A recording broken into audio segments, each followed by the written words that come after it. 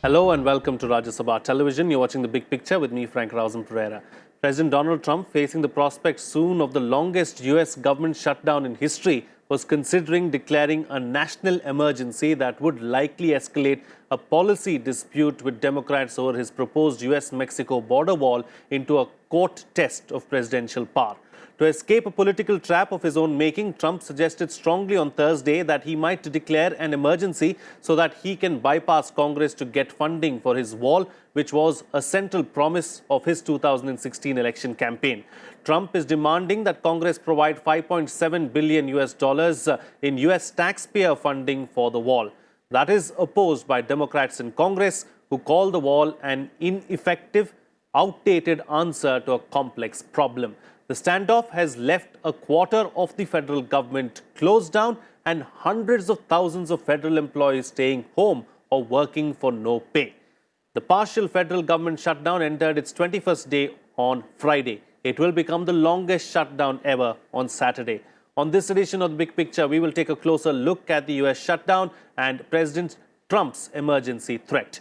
Joining me on the program today are Ashok Sajjanhar, former ambassador, and Sriram Chaulia, Dean, Jindal School of International Affairs, will be joined by other guests as well during the course of the program. Ambassador, let me begin the program with you. Your thoughts on President Trump's domestic woes? Well, I think, as you mentioned, this is the promise that he had made during the 2016 election campaign. And this is his attempt to redeem that election pledge. And he has stopped working, a partial government shutdown as of 22nd December. He's demanding $5.7 billion from the taxpayers' money. And the Democrats have not agreed to that.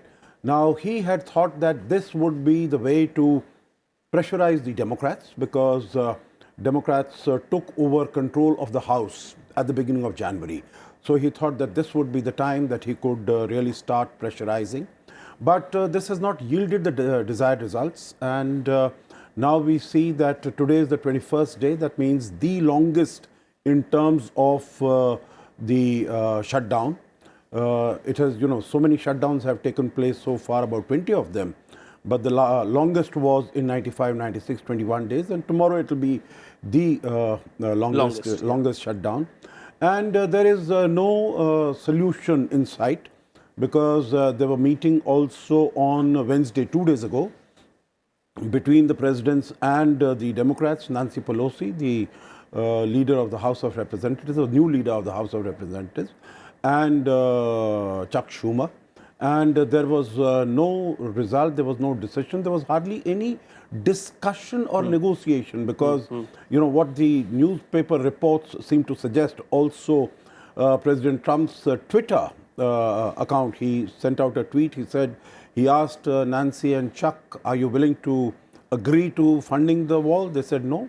He stood up and walked out because there was no way that he could do business. And this is the same account that has been given by Chuck Schumer also. Right. So there doesn't seem to be anything in terms of negotiations that can bring the two sides together.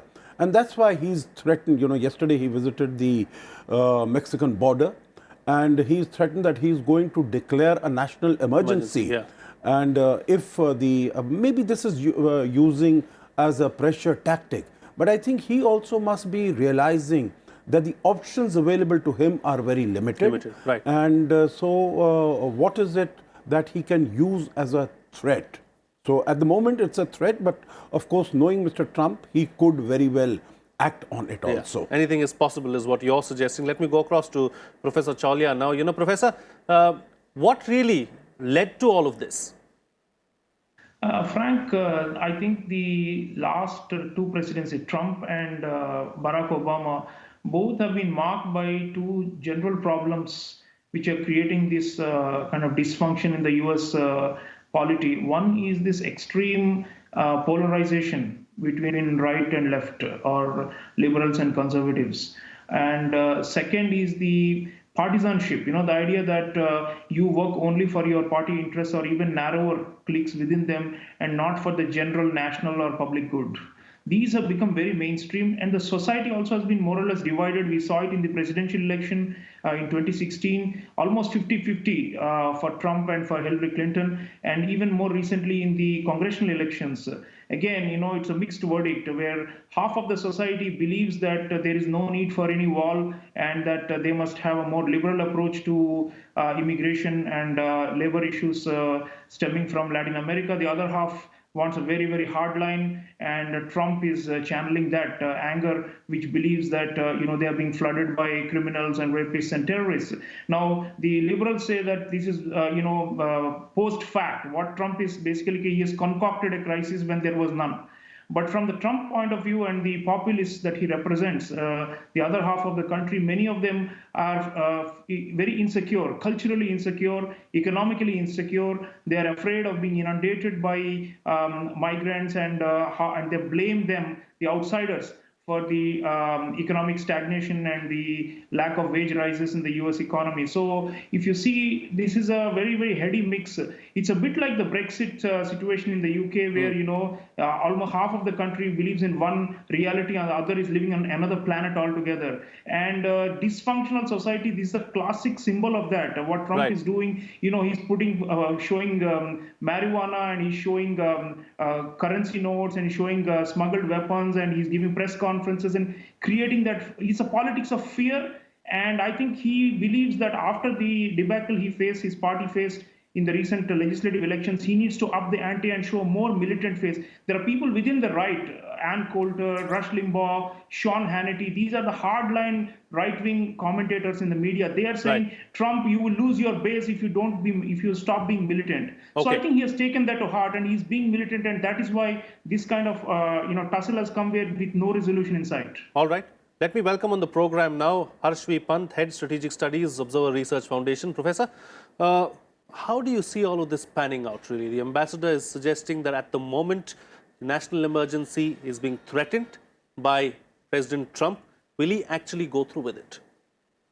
Well, he may just, I think both the panelists made a comment which I think underscores a larger reality in many of the Western liberal democracies today, is the nature of politics is undergoing a fundamental transformation. And a lot of what we are witnessing, whether it is the rise of the far right in Europe, whether it is what Mr. Trump is doing in the US, whether it is Brexit, it is all a reflection of that underlying polarization. That there was a time when someone like Tony Blair would argue, or Bill Clinton would argue, that the best way to win an election is to win an election from the center, is to take your politics from the extremes to the center, broaden your base, reach out to the other side, bring as many of those who are on the other side into your stream of thinking, and thereby win an election. That used to be the standard democratic model, and academics studied it for a long time as to who wins and who loses in liberal democracies. I think now the trend is that you reach out to your base and you rally your base to win elections. And Mr. Trump has his victory, he owes a lot to this strategy, where he rallied his base on certain issues, on high power issues, live wire issues, and he rallied his base to an extent where the other side could not counter him. Similarly, I think for the Democrats now, the question is, how much do they give in to the negotiation that is happening? So rather than giving in to what they believe is something that Mr. Trump's base would accept, they would rather take their base's baseline and say, we want to fight for it. And so the result is a deadlock, which I think both the Democrats and Mr. Trump in particular is enjoying. And you should also see how many of the so-called who used to be at the center, Lindsey Graham, for example, a senator, who at one time was seen as a voice of moderation, is now saying, don't give up, because you have to fight for this, and if need be, you declare an emergency. So I think the pressure on Mr. Trump is basically to say that, look, my base should be happy, and it doesn't matter if there is a shutdown, if this becomes the longest in history, if there's I think this sends a message that he's determined to stay the course on which he's elected, and therefore if these issues matter to his base, he would stand up to those imperatives. As this politics between the Republicans and the Democrats goes on the other side of it, Ambassador, government employees continue to suffer. There is a shutdown. We're looking at probably the longest shutdown ever. The common man is suffering. Absolutely, common man is suffering, and I think this politics will go on, scoring points over each other and sort of appealing to your base. But in my view, I think going forward, the president has a lot more to lose than the opposition, because two or three things. If you look also at past cases of shutdowns, it has always happened that presidents have tended to lose support as a result of these shutdowns. For instance, whether it was it didn't affect Clinton much in that sense in 95, 96, but it is said that he lost his support by 3% when the shutdown took place. Even before that, in 1990, when George H.W. Bush was there, and the shutdown took place only for 4 days, but his popularity ratings came down from 66 to 56, 10%. Now, as far as Mr. Trump is concerned, his popularity ratings are not very high. So if he is losing out on that, and if there was a poll that was conducted at the end of December, which said that 47% of the people who were polled, who were asked, who were questioned about this, 47% thought that Mr. Trump was wrong. At the beginning of January, that had increased to 51% who thought that Mr. Trump was the one who is to blame for this continued shutdown. Now, if you look at the common people, as you said yourself, Frank, there are people from security, from TSA, from transport, agriculture. They say that if, it continues beyond the 1st of February, after all, Mr. Trump has threatened that I am willing to continue for months and years. He doesn't care. I think that is going to really have a huge impact on the living standards, and also on the stability and the strength of the economy, because they say that every week of shutdown brings down the GDP growth by 0.1%. So already all these agencies who are tracking the growth of the American economy, they said last week of December, they have cut it down by 0.1%. The first quarter, they have cut it down by 0.25%.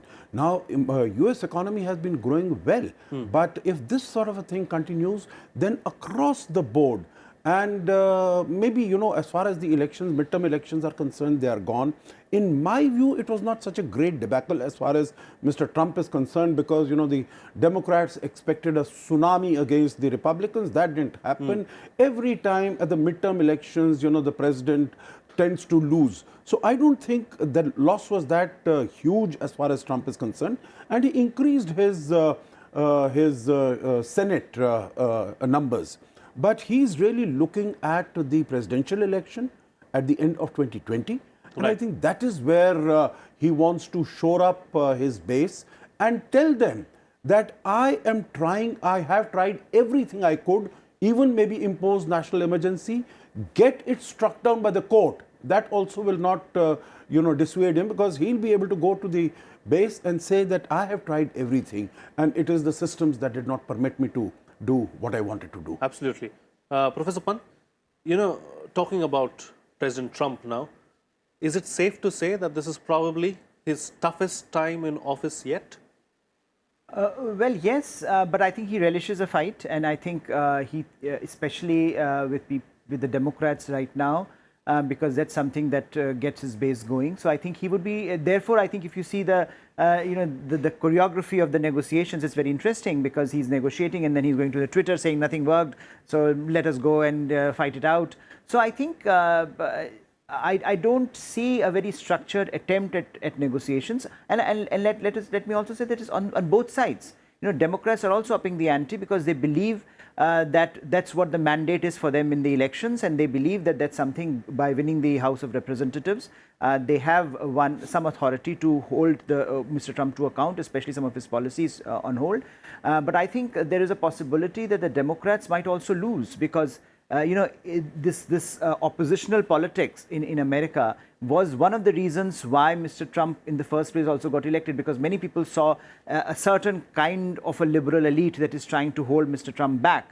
And that is why he, in some states he won where he should not have, ideally the pollsters were saying he would not win. and he was able to mobilize his base to an extent where they came out very strongly. So I think this oppositional politics that we are witnessing right now in the U.S. Congress might also be to the benefit of Mr. Trump, because this is something that he relishes. This is something that he feels, rallies his base. So the more this confrontation emerges, the more he rallies his base. Perhaps that's something that he thinks would take him closer to the 2020 victory. But it's a gamble for both sides, and I think both sides will have to assess how far they want to go. As I think Ambassador pointed out, the question ultimately is, if the economy goes into a tailspin, what do you do? How can you tell people that it is, because one of the strong points of Mr. Trump so far has been that the economy has been doing well, relatively well compared to what is happening in other countries. Unemployment has been going down. So I think what we are witnessing now is a situation where perhaps both sides would try to spin it out in a way that tells the story to their base that, look, this is what we are trying to do. And perhaps at the end of the day, some kind of a compromise would be struck. But the question is, whether can you convey that message to your base that we did all that was required in terms of fighting it out? Yeah, a compromise has to be worked out is what the professor is suggesting. But Professor Chaulia, yes, something has to give, and it's likely to happen sooner rather than later. But who's going to be the one to make the first move? It's a game of chicken, Frank. It's always been that way with shutdowns in the U.S. It's a tussle between legislature and executive at one level. If you look at it, it's also right versus left, and I think the ideological, clashes, the culture wars have simply become very, very unmanageable in the U.S. Trump himself used to say, "Our politics is broken, and I want to fix it." And Trump's rise to power was based on the idea that democracy was somehow failing in America, and that they were not able to really cater to the needs of ordinary people any longer, and that there was this elite squabbling going on in the Beltway, as it's called, in Washington, D.C., and that he wanted to break free of this. But as we have seen with every measure he has taken, be it on spending or generally on various ideological positions and foreign policy as well, he's being stymied and stopped at various levels. And therefore, this infighting that we are seeing is quite devastating for the US's image and the world as a whole. And who is to go and give in? If you look at the previous shutdowns, the ones usually who are seen to be more blame, the ones who take the blame from the public opinion and who are seen to be the real cause behind the problem have to back out, because otherwise they will suffer in the upcoming elections. That's the democratic way of punishing the bad guys, quote unquote. So in this case, I think Trump wants to blame the Democrats, saying they are holding it back and I'm ready to move forward, while the Democrats are arguing otherwise. So we'll have to see how protracted this will be and who gets more of the blame, and will then have to back out. I mean, they do compromises in the past. If you see the Obama shutdown, 2013, that was pretty bad, and it was already showing high level of this divided government scenario where legislature is in one hand, executive is in another hand, and they just can't get along and think about a single national interest anymore. It's all partisan interests. So in that kind of scenario, the people are fed up, and they thought that they would vote for Trump and get something new, something different, and will, break free of this structural logjam.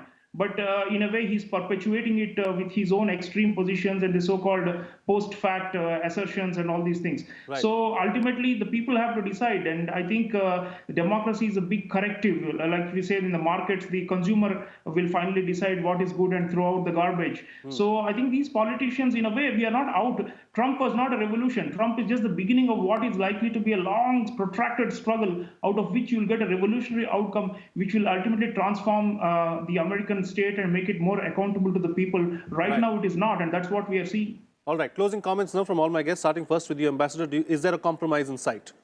Nothing at the moment. Who's going to blink first? In my view, Mr. Trump has more to lose if this continues for a much longer period. But then, knowing what Mr. Trump is, he really, he's a poker player, and he really likes to play right up to the very end. So in that sense, this is something that would suggest that Trump is likely to continue for a longer period. But I think he has much more to lose. as far as the Democrats are concerned, they have got that power in the House right now. And I don't think that they would be willing to compromise, because then they will not be able to go back to the people who have voted them in to say that we gave you power and still you were not able to use it. So I think the Democrats are definitely going to stick it through. They know that Trump is losing popularity. As I said, 51% think that he personally is responsible, and he has also said that I'm proud to have caused the shutdown of the government. So he's taking responsibility for that. So if the impact on the economy takes place, as far as air travel is concerned, it's already become visible. So I think people are going to point fingers at Trump himself. So I think he will, looking at all this picture, I think he has much more to lose. And if he is really... So what are his options then if he has much more to lose, really? I think some sort of a compromise in terms of, what he can also project as a victory, because none of them will be willing to go back to the people and say that we gave in. Something that, in terms of strengthening border immigration processes and procedures, where he can say, that we have been able to contribute to stopping the illegal immigration coming from there, in terms of number of people, in terms of drugs, in terms of crime, etc., etc. What he can also project, and of course the Democrats will be able to say, we have not contributed to the building of the wall, $5.7 billion now, total amount was to be $20 billion plus, so at least that has been stopped. Right. Professor Pant, what's the middle ground really? Do you see any middle ground, and what's the best way forward? Well, the best way forward ideally would be to some sort of a compromise where the Democrats also get some a sense of that this is something that that is important. But I think fundamentally there is a structural issue here, that for Democrats this is not a problem. For the Democratic base, this is not an issue. They are saying it's a concocted issue. For Trump and his base, this is a real issue. So the problem here is not about whether you reach a compromise. The problem here is how do the two sell it to their own bases, which look at it completely differently. For Trump's base, this is a national security issue, something needs to be done. For Democrats' base, this is a non-issue.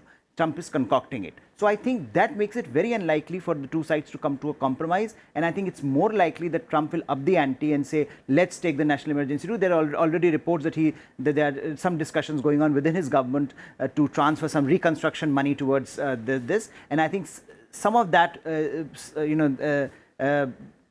gerrymandering, if you will, in the governmental sense, will happen, and I don't see it an easy resolution down the road. If Trump is pushed to the wall, do you see him declaring national emergency? I think so. He will go for that. He goes for the jugular. This raises his his stature in the eyes of his supporters. I don't think he cares for the middle ground. I think he cares for his base, because that's what elected him. And if you look at the opposition does not believe in this issue. So for him, it's for both sides, it's a non-starter. If you don't believe in the issue at all, what's it for in it for the Democrats to come to the negotiating table? And if he feels that his base believes in this, then why will he compromise? Absolutely. All right. Professor Chaulia, close the show for us with your concluding remarks. We need some bridge building in American politics and in society, Frank, and it cannot come from outside.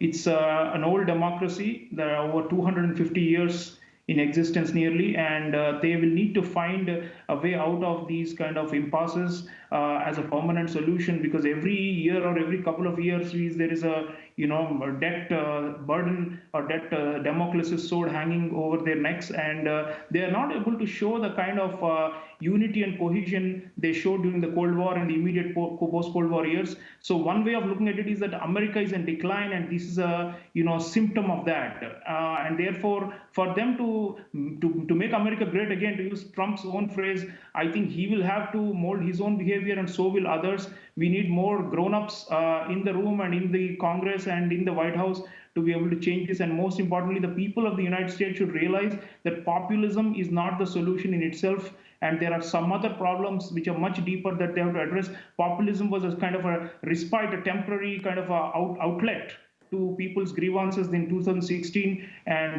but it may not in the long run deliver, and they have to look for something new, some new configuration has to emerge that will keep people's interest, that too of the the marginalized people whom Trump claims to represent, but is significantly failing to fulfill their aspirations. All right. On that note, then, we'll call it a wrap on this edition of The Big Picture. Thank you to all my guests for joining me on the program and putting things into perspective for us.